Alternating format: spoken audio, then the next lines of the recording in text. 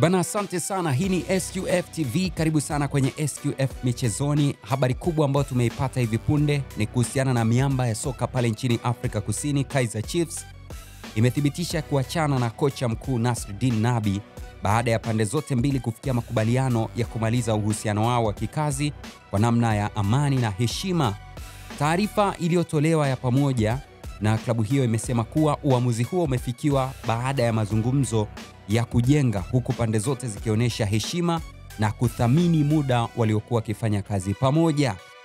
Akiwa katika klabu ya soka Kaizer Chiefs, Nasreddine Nabi, kocha wa zamani wa klabu ya soka ya Yanga, ameiongoza timu hiyo kwa michezo 39 na katika hiyo michezo 39 akifanikiwa kushinda katika michezo 15, akisare katika michezo 10, akipoteza katika michezo 14, lakini magoli ambayo yamefungwa chini ya Nasreddine Nabi na timu hiyo ni magoli 47, huku magoli ambayo timu hiyo iliruhusu chini ya Nasreddine Nabi ni magoli 44.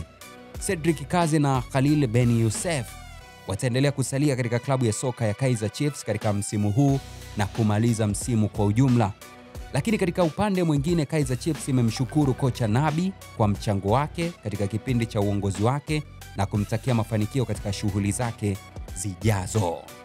Nasreddine tangu aondoke katika klabu ya soka ya Dar es Salaam Young Africans alifanikiwa kuweza kujiunga na klabu ya soka ya FAR Rabat ya pale nchini Morocco na kuiongoza katika msimu wa mwaka 2023-2024 kabla ya kutua katika klabu ya soka Kaizer Chiefs ambayo tayari ameachana nayo, na rasmi taarifa ikitoka katika siku ya leo.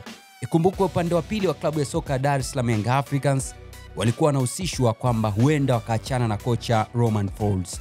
Je, huenda wakamgeukia Nasreddine Nabi arejee kufanya kazi katika klabu ya soka ya Yanga? Unaona itakuwa ni sawa Yanga kufanya maamuzi ya kurudisha kocha ambaye alishafanya kazi katika klabu hiyo? Tuambie katika comment.